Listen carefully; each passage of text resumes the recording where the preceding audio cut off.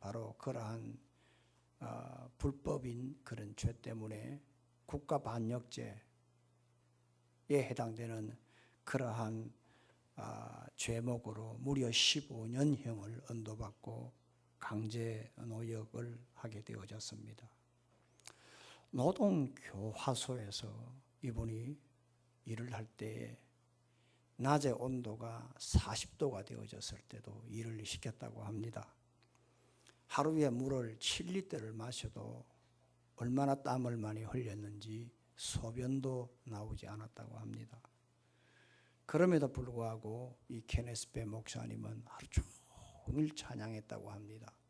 일을 시작할 때도, 일을 시작할 때 나갈 때도, 일하러 나갈 때도 찬양했고, 일을 하면서도 찬양했고, 그리고 저녁에 정전이 되면 깜깜하니까 정전을 틈타서 어둠 속에서 홀로 하나님 앞에 감사 찬양했다고 합니다. 그리고 눈을 뜰 수 없을 만큼 그렇게 몸이 피곤하고 온 몸이 삭신이 쑤시는 가운데서도 하루를 견디게 해주신 하나님 앞에 감사 찬양했다고 합니다. 무엇보다도 이 케네스 베 목사님이 2년간 억류되어 있으면서 무려 성경을 17번 그렇게 통독했다고 합니다. 17번 말이죠. 2년간 쉬운 게 아닙니다. 그러다가 2014년도 10월달 2년이 되었을 때에 도무지 석방될 그런 기미가 보이지 않자 이분이 극심한 영적인 그러한 침체기를 맛봤다고 합니다. 그럼에도 불구하고 하나님의 말씀을 펼치는데 문득 이런 말씀이 눈에 확 들어오더랍니다. 하나님이 이르시되 그가 나를 사랑한 적 내가 그를 건지리라. 그가 내 이름을 안 적 내가 그를 높이리라. 그가 내게 간구하리니 내가 그에게 응답하리라. 그들이 환난 당할 때에 내가 그와 함께하여 그를 건지고 영화롭게 하리라.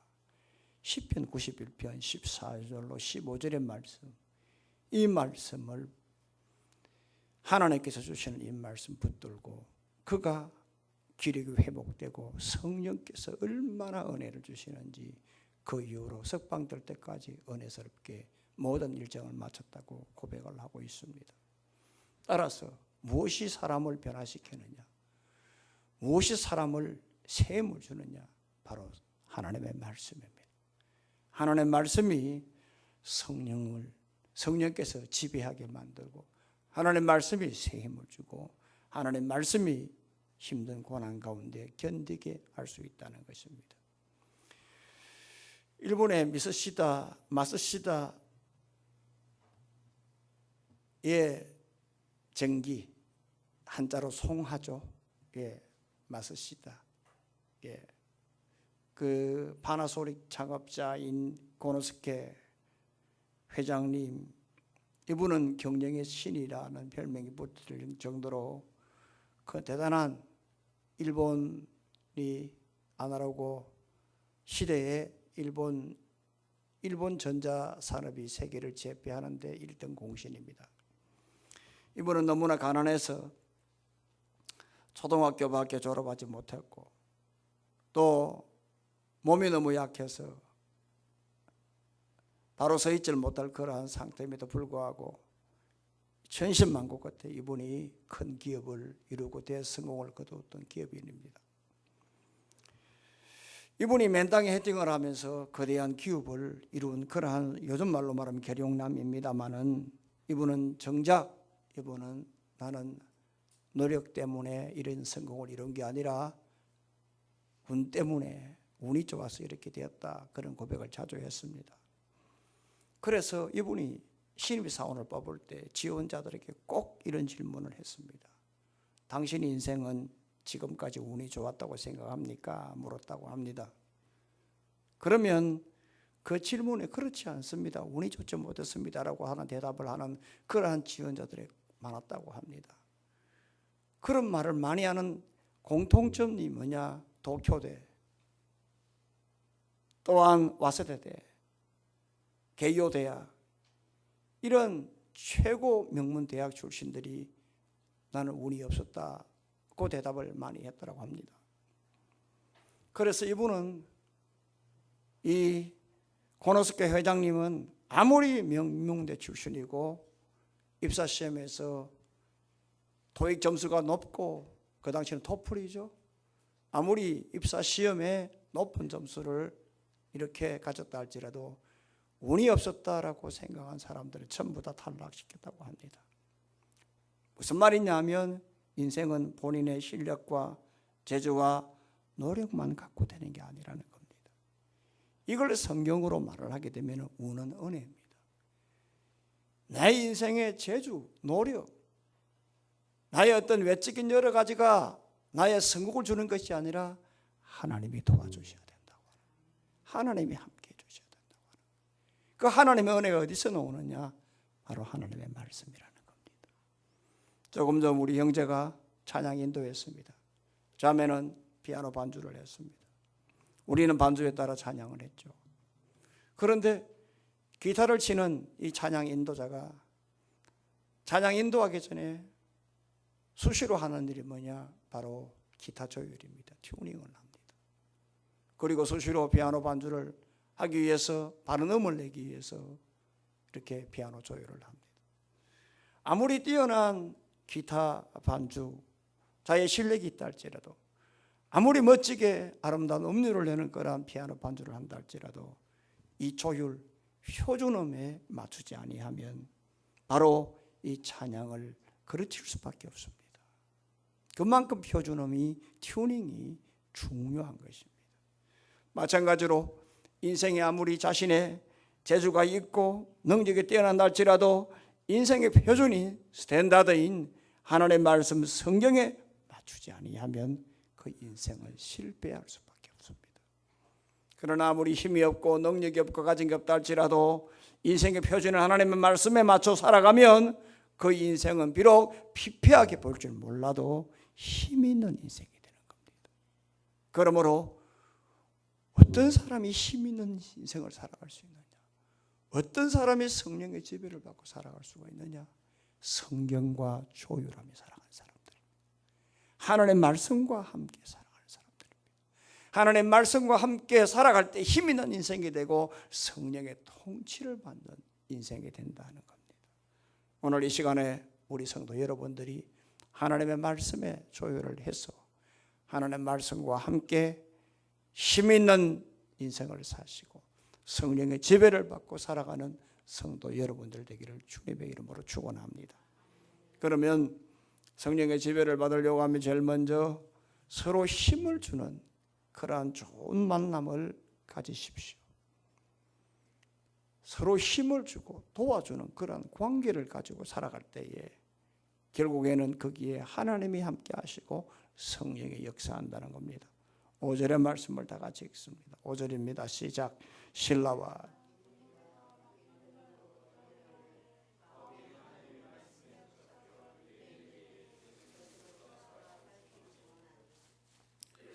사도 바울이 아테네에 도착했을 때 그 자신을 아테네까지 데려다 준 그 베레아 형제들에게 이렇게 부탁을 했습니다.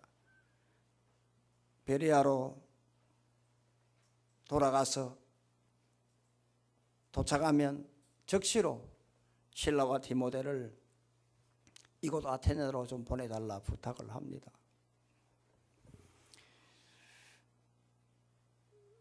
그 형제들이 베레아 도착하자 바울의 말을 그대로 실라와 디모데에게 전했고요.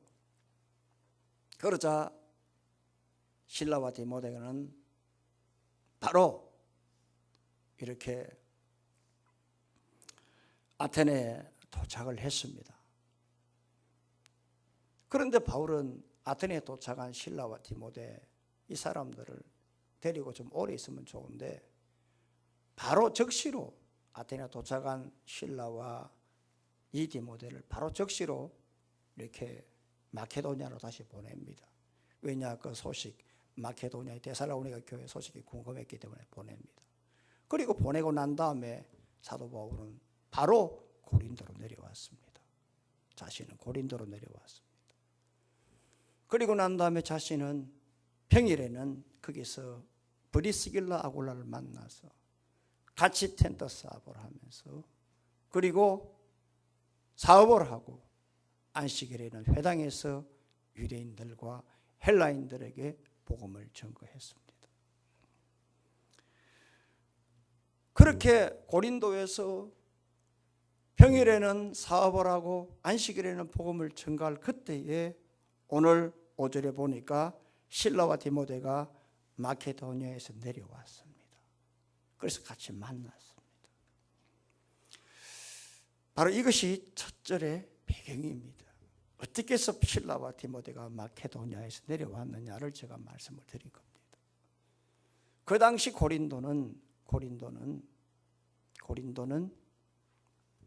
굉장히 타락한 도시였습니다. 제가 지나간 시간에 말씀을 드린 것처럼 도덕적으로, 윤리적으로, 그 다음에 또한 종교적으로 우상이 설쳤고 그리고 매춘행위가 들끓는 그러한 도시가 바로 고린도였습니다. 돈 많았고 지식 많았고 거칠 것 없는 그런 사람들이 모인 곳이 바로 고린도였습니다.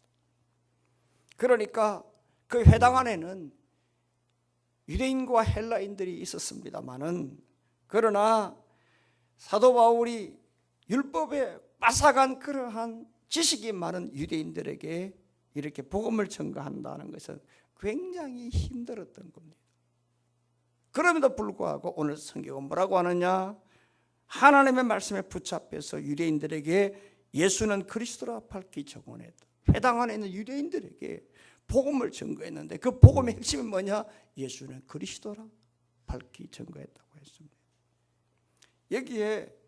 여기에 붙잡히다고 하는 것은 바로 슈네코라는 말인데요. 이게 시제가 미완료 동사입니다. 제가 자주 말씀합니다. 미완료 동사가 뭐냐? 계속한다는 겁니다. 그러니까 말씀에 붙잡혔다 슈네코가 미완료 동사 같으면 계속 붙잡았다는 겁니다.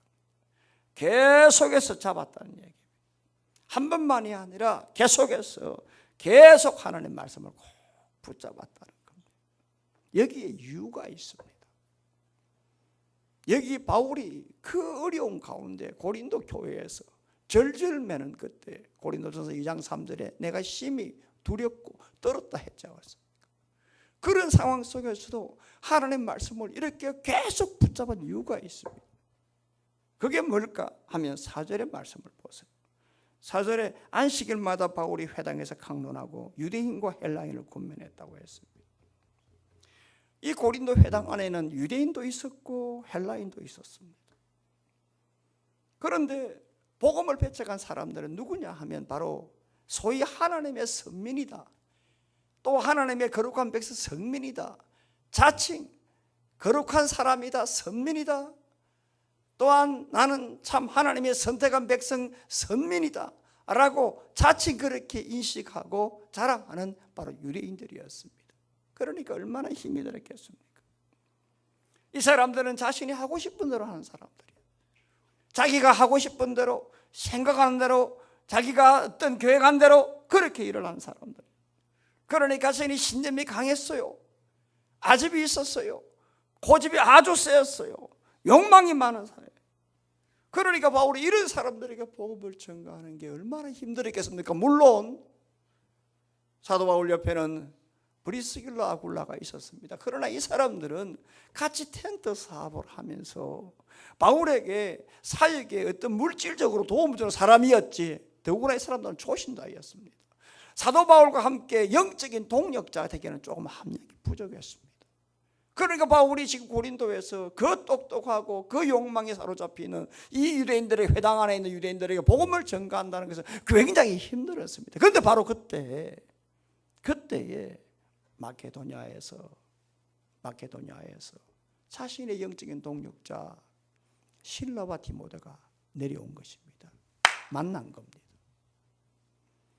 더구나 그들이 그냥 내려온 것이 아니라 고린도후서 11장을 보게 되면 이 실라와 디모데가 마케도니아 데살로니가 있는 그 교회, 빌립보에 있는 그 교회에서 고린도 교회에 헌금을 가지고 내려온 것입니다. 바울이 이 물질을 보고 물질이 아니라 그들의 그 마음, 정성, 주를 향한 그 어떤 그러한 애정, 얼마나 감동받았겠습니까?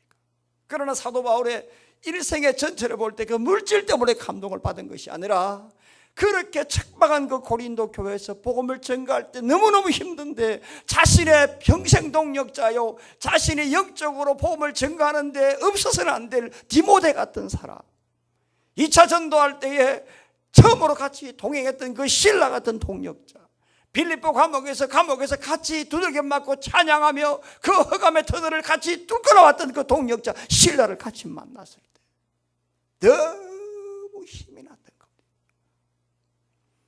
하나님이 이런 사람을 만나주신 이 은혜 때문에 감사하고 성령의 지배를 받자, 그래서 계속해서 그 어려운 속에서도 하나님의 말씀을 계속 붙잡을 수밖에 없었던 겁니다. 이해되십니까? 바로 이것입니다.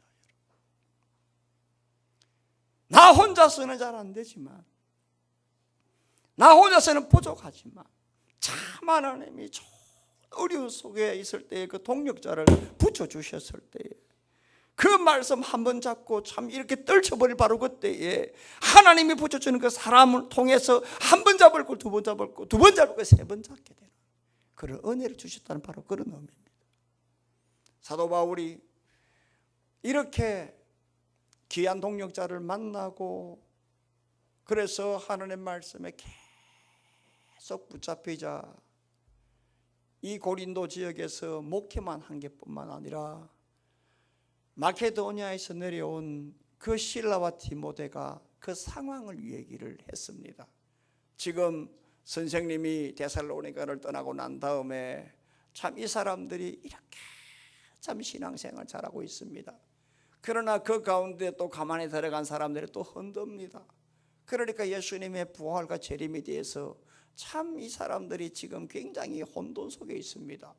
선생님 어떻게 하면 좋습니까? 라고 하니까 사도 바울이 고린도에서 데살로니가 전서와 후서를 기록한 것입니다. 사도 바울이 이렇게 실라와 디모데를 만나는 이런 은혜가 없었다면, 또한 계속해서 말씀에 붙잡히는 이런 은혜가 없었다면 어떻게 이렇게 금과 옥조 같은 이 데살로니가 전서, 거기에 예수 그리스도에 대한 그 소망, 부활과 재림에 대한 소망, 어떻게 이런 말씀을 적을 수가 있겠으며, 그리고 내일에 대한 하나님의 은혜에 대한 상급에 대한 그 하나님 앞에서의 미래를 바라보는 그 데살로니가 후서에 대한 그 말씀을 어떻게 기록할 수가 있었겠습니까? 결국에는 하나님의 말씀에 우리가 붙잡힐 수 있던 것은 결국에는 하나님께서 귀한 만남을 주시고 그 만남을 통해서 더욱더 힘을 하나님께서 제공해 주심으로 그 말씀을 붙잡을 수가 있는 것이고, 그 말씀을 붙잡다 보니까 계속해서 생각지도 못한 내일의 길이 열려지고 사도 바울처럼 편지를 쓸 수 있는 길이 열린다는 사실입니다. 그러니 어떤 사람이 성령의 지배를 받느냐? 하나님의 말씀에 붙잡히는 사람들이고, 하나님의 말씀에 붙잡히는 사람은 어떤 사람이냐 하면 하나님께서 같이 모아주는 사람, 도와주는 사람, 이런 분들과 함께 동력하고 같이 좋은 관계를 맺을 때에 거기에 성령의 지배가 일어난다는 사실을 우리는 분명한 본문을 통해서 찾아볼 수가 있습니다. 빌립보 4장 2절의 말씀을 보게 되면 빌립보 교회는 유럽 교회의 전초 기지였죠. 동시에 유럽 전도의 씨바지 교회라고 말씀할 수가 있죠. 그런데 이 교회 안에 분란이 일어납니다. 바로 요디아 순두교라고 하는, 요즘 말로 말하자면 이 교회 여전도회에서 가장 이렇게 입김께나 센 그러한 여성 두 분이 싸움을 하는 겁니다. 분란이 일어나는 겁니다. 그러니까 바울이 빌립보 교회 편지를 하면서 그들이 자신들에게 보냈던 그 정성에 대해서는 너무 감사하지만 너희들 지금 이렇게 분란해서 교회가 될 수가 없다고 책망하지 않습니까? 이런 교회는, 이런 성도는 성령의 지배를 받을 수 없다, 이런 아니다는 말이죠. 그러나 예수님의 12제자를 보십시오. 세리마태 같은 사람들 보십시오. 이 사람은 세리입니다. 관세청에 있는 겁니다. 세관원입니다. 세금 징수원입니다. 친로마 정부주의자입니다. 그러나 열심당원인 유다는 반로마주의자입니다. 예수님 12제자 가운데 한 사람은 친로마주의자요, 한 사람은 반로마주의자입니다. 그러나 그럼에도 불구하고 이 사람들은 신분과 직분과 형편과 상황 다 잠재했습니다. 예수 그리스도 안에서 한 성령을 받고 서로 힘을 서로 이렇게 전달해주고 도와주고 힘을 주는 그런 관계 속에서 이들이 성령의 지배를 받자 세계 복음화의 초석을 이룰 수가 있었습니다. 모바일 하면 애플 아닙니까? 사실 삼성은 베낀 거죠. 솔직한 얘기로 전부 다 이미테이션 한 거죠. 애플 하게 되면은 여러분 너무나 잘 아시는 스티브 잡스 아닙니까? 근데 스티브 잡스가 오늘 이렇게 자리매김할 수 있었던 것은 바로 조나단 아이브라고 하는 사람 때문입니다. 이 조나단 아이브는 바로 디자인에 대해서는 최고의 전문가입니다. 그래서 삼성 이근희 회장이 와병 전에 이분이 일본에서 구상을 마치고 김포공항에 자신의 전용기를 타고 내려와서 올해 기업의 화두는 무엇입니까? 딱 두 가지 이야기. 첫째로 카메라. 제가 이야기했잖아요. 나는 그때 카메라, 삼성 카메라 그거 생각했어요. 그런데 그게 아니에요. 핸드폰 안에 들어가 있는 카메라 화소 이야기하는 거예요. 앞으로는 카메라는 사양된다. 카메라, 핸드폰 안에 카메라가 모든 걸 다 대체한다. 지금 그렇잖아요. 그런데 그 안에 있는 화소가 어떠냐에 따라 달라지네요. 판도가. 그 다음 하나는 뭐냐? 디자인이었어요. 그 디자인에 특허를 내라고. 그래서 특허 사업이라 했어요.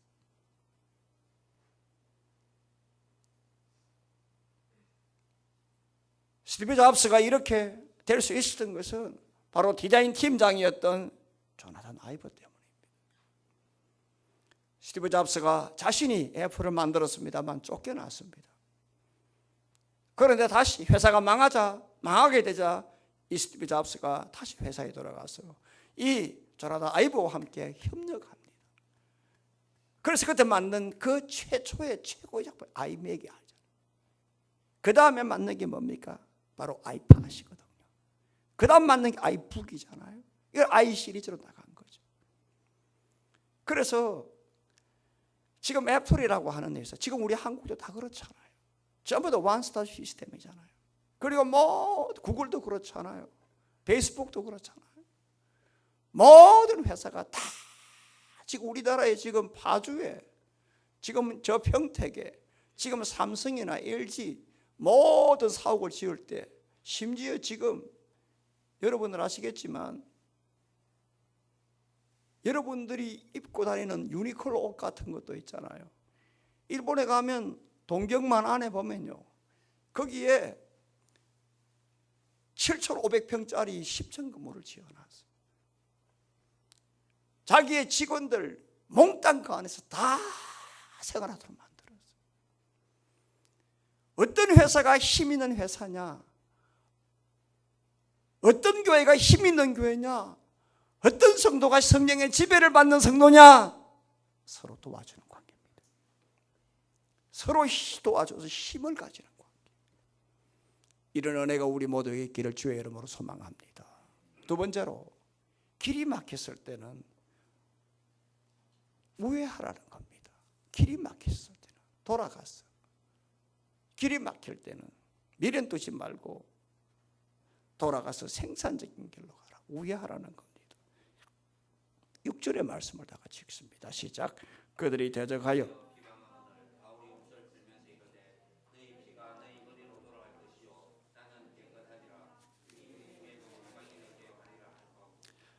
사도 바울이 계속해서 하나님의 말씀에 붙잡혀서 복음을 전가할 때에 지금 이 고린도 교회에 해당하는 유대인들이 뭐라고 하냐? 대적했다고 했습니다. 대적했다 이 말은 뭐냐? 안티타스마인데 대오를 정리해서, 오와 열을 정리해서 이렇게 전쟁 준비한다. 이게 바로 대적이라는 뜻입니다. 안티타스마, 단단히 준비하고 있다는 얘기. 그 다음 비방한다. 이 말은 뭐냐? 블라스페메오란 말이에요. 블라스페메오, 비방한다. 이 말은 뭐냐 하면 그저 뭐 비방한다, 명예훼손한다 그런 게 아니라 아주 심한 악담을 하는 거예요. 아주 심하게 모욕하는 거예요. 그러니까 집요하게 지금 딱 준비를 해서 지금 들이받고 있다 이 말입니다. 그래서 바울이 이렇게 말을 합니다. 옷을 털면서 하는 말 이르되라고 해서 옷을 턴다. 이 말은 무슨 말이냐, 더 이상 미래두지 않겠다는 그러한 의미거든요. 율법에 옷을 털어라 라고 했습니다. 그 다음에 너희 피가 너희 머리로 돌아갈 것이다. 나는 깨끗하다. 이 말은 무슨 말이냐, 내가 너희들에게 복음을 전거해 너희들이 거부했다. 그러니까 심판을 받더라도 내 책임 아니다는 뜻이에요. 그 다음에는 이 이후로는 이방인대로 가리라. 이 말은 무슨 말이냐, 너희들을 포기하는 게 아니라 내가 앞으로 사역의 비중을 너희보다 이방인에게 더 주겠다고 하는 거예요. 따라서 바울이 길이 막힐 때는 그걸 가지고 억지로 하려는 것이 아니라 사도 바울은 돌아갔습니다. 미련을 두지 않고 우회적으로 생산질로 가요. 우리가 전도 폭발할 때 복음을 전가하다가 거부하고 반항하고 튕길 때는 공손하게 일어나서 그리고 인사하고 하나님의 다음에 때를 줄 때까지 돌아가라는 그런 훈련을 받은 기억이 있을 겁니다. 하신 분들. 예수님께서도 누가복음 9장 5절 말씀에 이렇게 말씀을 하셨습니다. 누구든지 영접하지 아니하면 그 성에서 떠날 때에 너희 발에 먼지를 떨어버려 그들에게 증거를 삼으라. 길이 막힐 때는 더 이상 거기에 미련을 두지 말라고 말씀. 사도 바울 역시도 길이 막힐 때는 더 이상 미련 두지 않고 돌아갔다는 겁니다. 우회했다는 겁니다. 어떤 사람이 성경을 보다가 문득 베드로후서 3장 8절 말씀에 이게 눈이 확 들어오더래요. 사랑하는 자들아, 주께서 하루가 천년 같고 천년이 하루 같은 이 한 가지를 잊지 말라. 성경을 읽던 이 사람이 이 구절을 보다가 무릎을 치며 감탄했다고 합니다. 야, 하나님께서는 정말 기가 막히다.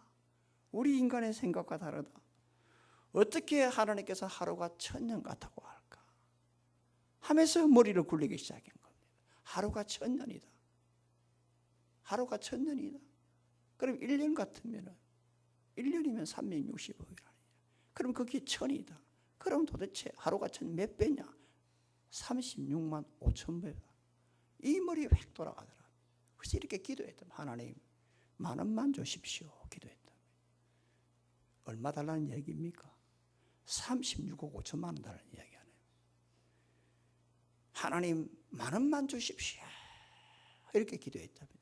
하나님이 즉각 응답하더랍니다. 하루만 기다리라 하더랍니다. 무슨 말입니까? 천년 기다리는 말 아닙니까? 여러분, 참 우리가 다 이렇습니다.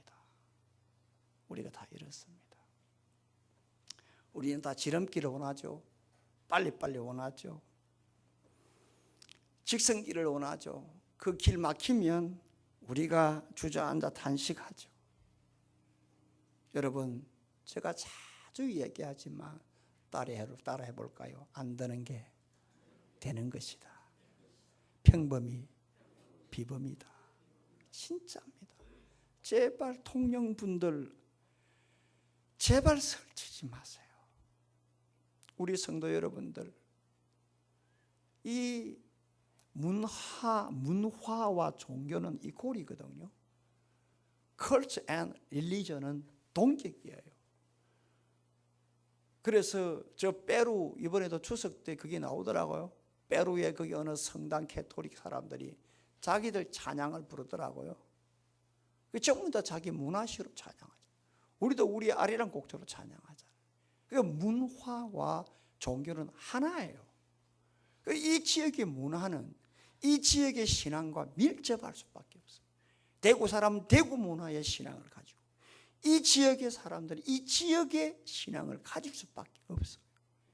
다들 좀 급해요. 안 되는 게 되는 거예요. 평범이 비범이에요. 그걸 아셔야 돼요. 안 된다. 여러분, 그 하나님의 뜻이 있어요. 그때는 돌아가면 돼요. 아멘. 그때는 기도하면 돼요. 엎드리면 되는 거예요. 여러분 비행기 보세요.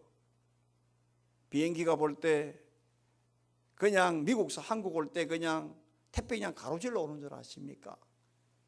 비행기가 여러분 어떻게 오느냐 하면 뉴욕에서 올 때는 저 알래스카 쪽으로 해가지고 저 북위 48도 50도까지 올라가요. 지구가 이렇잖아요. 우리가 볼 때 이렇게 빠른 것 같죠. 이렇게 돌아가요. 이게 대권항이에요. 우리가 볼 때는 멀리 오는 것 같으나 이게 빠른 거예요, 여러분. 우리 눈 볼 때는 이게 먼 것 같으나 하나님 보실 때는 그게 제일 빠른 길이에요. 아멘. 그걸 아셔야 돼요. 배도 마찬가지예요. 선박 항로도 마찬가지, 비행기 항로도 마찬가지. 똑같은 거예요. 여러분들 길이 막힐 때 여러분 돌아갔어요. 어떤 사람의 성령 지배를 받고 안 되는데 무지하게 들이받고 그 사람은 우매한 사람이에요. 멍청한 사람이에요. 어떤 사람의 성령의 지배를, 어떤 사람의 지혜로운 사람이냐, 안 될 때는 하나님께 여기 무슨 뜻이 있다 생각하고 기도하면서 돌아가는 사람, 이 사람이 지혜로운 사람이에요. 이런 사람이 성령의 지배를 받는 사람이에요. 맡기니까 주님 인도해달라고 맡기니까 성령이 역사하는 거 아니겠어요? 이런 은혜를 우리 모두에게 주기를 바랍니다. 또 하나는 희생하는 신앙을 가져야 합니다. 7절을 다 같이 읽습니다. 7절입니다. 시작. 거기서 옮겨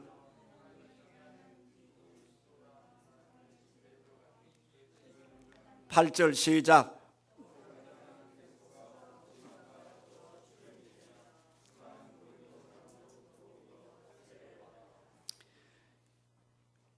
유대인들이 사도 바울의 복음을 그렇게 대적을 하자 사도 바울이 옷에 먼지를 떨어뜨리며 이렇게 회당 바로 옆집에 있는 바로 디도 유수도 집으로 들어갔습니다. 디도 유수도는 이방인이에요. 로마식 이름이에요. 이 사람은 유대인 아니에요. 이 사람은 이방인이요 로마 사람인데 유대교로 개종한 사람이에요. 그래서 유대인의 회당에 출입하면서 유대교를 개종하면서 하나님을 경외하는 그러한 신앙인으로 바뀌었어요. 그런데 어느 날 사도 바울이 자기가 회당에 출입하면서 가만히 보니까 사도 바울이라는 사람이 회당에 들어 복음을 전거하는데 지금 복음을 듣던 이 유대인들이 지금 조직적으로 지금 반항하고 대적을 하고 있는 거예요.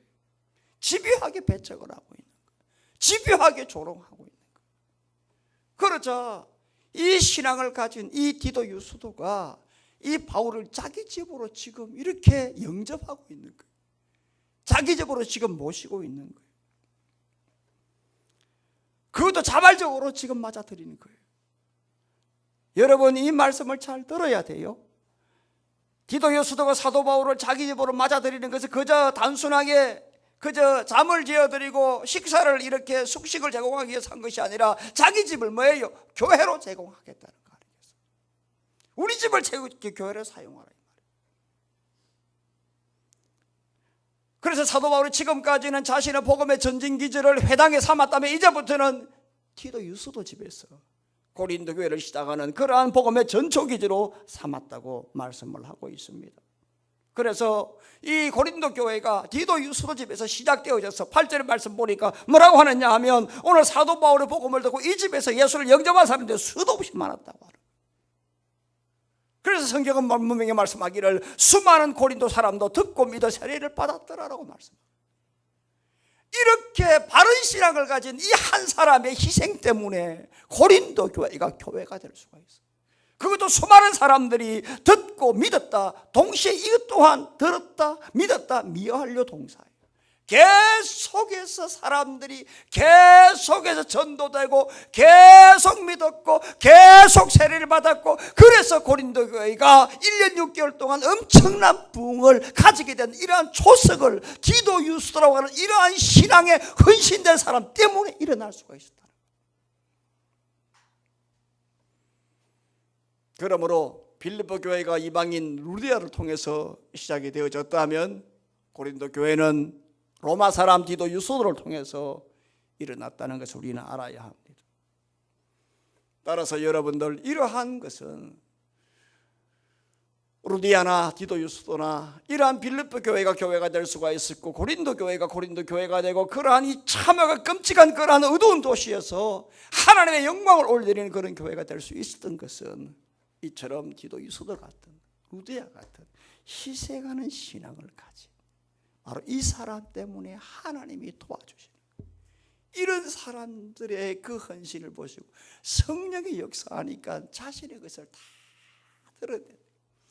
어떻게 여러분들 한번 보시고 자기 자신의 집을 그저 여러분 제공하는 것이 쉬운 것입니까? 여러분, 용이한 것입니까? 절대로 그렇지 않습니다.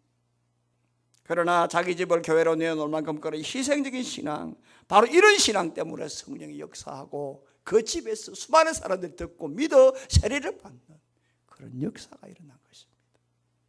이탈리아의 저널리스트요, 문학가인 지오반니 파파니 이야기를 좀 하겠습니다. 이 지오반니 피파니는 우리가 태어나던 56년도에 이분이 돌아가셨는데 얼마나 유명했는지 우리나라 신문에도 부고가 실릴 정도로 대단한 사람이었습니다. 지오반니 피파니는. 이 사람은 철저하게 무신론자였고 교회를 핍박한 사람이었습니다. 그런데 어느 날 죽을 병에 걸렸어요. 똑똑하고 영민한 친구가 죽을 병에 걸렸으니까 주위 사람이, 지인이 그 어머니에게 이렇게 말했습니다. 사람의 인육을 먹이면 낫는단다. 실화입니다. 사람의 인육을 먹이면 산단다 라고 얘기해 주었어요. 그래서 그 어머니가 칼로 자기 허벅지 잘라가지고 아들에게 먹였어요. 그런데 이 아들은, 지오반니 피파니는 약이라고 하니까 모르고 먹은 거예요. 그런데 정말로 나았어요. 실제로 나았어요. 낳고 보니까 더 먹고 싶은 거예요. 그래서 더 먹고 싶다고 했어요. 이 어머니가 또 살을 빼다가 그만 동맥을 건너리는 바람에 그냥 요절하고 말았어요. 피를 철철철 흘리면서 쓰러진 것을 이 지오반니 피파니가 봤어요.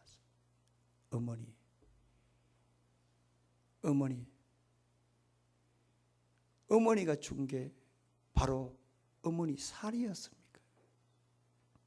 오열했다고 해요. 그러자 이 어머니가 하는 말이, 아들아, 나는 죄 많은 몸으로 너를 살렸지만 우리 예수님은 죄 없는 몸으로 피 흘리고 그리고 그 몸을 우리에게 주셨느니라. 예수 믿으라. 그래서 지오반니 피파니가 기독교로 개종하면서 수많은 기독교 작품을 쓸 수 있었던 것은 바로 어머니의 희생 때문이었습니다. 그 희생은 예수 그리스도의 희생이죠. 여러분, 오늘 주님은 우리를 위해서 희생을 했는데 그러면 우리는 무엇을 해야 할까? 디도 유스도는 자신의 집을 내놓을 만큼 이방인에도 불구하고 이런 희생을 했다면, 오늘 우리 밖에 있는 우리를 예수의 표로 그 우리 안에 들어가서 그의 가족과 그의 식구와 그의 패밀리로, 그리고 그의 자속, 그리고 그의 소유된 백성으로 삼아주신 그 은혜를 받은 우리들은 과연 어떻게 살아야 할까? 저는 오늘 여러분들에게 이 말씀을 통해서 무엇을 말해야 할까? 성령 지배는 성경과 조율해야 된다고 하는, 하나님 말씀과 조율하며 살아갈 때에 성령의 지배를 받는다. 그 하나님 말씀과 조율하며 우리가 살아갈 때에 성령의 지배를 받는데, 첫째로는 오늘 좋은 만남을 가져라. 서로 도와주는 힘 있는 관계를 가져. 그리고 길이 막힐 때는 미련 두지 말고 돌아가라. 그리고 마지막에는 오늘 우리가 희생하는 신앙을 가져라. 좀 나를 낮추고 좀 나를 좀 이렇게 던져버리는, 어떻게 우리가 내 몸을 드리는 그런 희생은 아닐지라도 어떻게 하면 좀 주님이 나를 위해서 희생하신 그 은혜를 받은 내가 주님께 요것만큼에 좀 드릴 수 있을까라고 하는 그런 희생하는 그러한 신앙, 바른 신앙을 가질 때 하나님 말씀이 우리를 사로잡을 것이고 성경과 이렇게 우리가 조율하며 살아갈 때 성령이 지배하는 우리의 삶이 될 줄로 믿습니다. 이런 은혜가 있기를 주의 이름으로 축원합니다. 살아계신 하나님 아버지, 은혜와 사랑 감사합니다.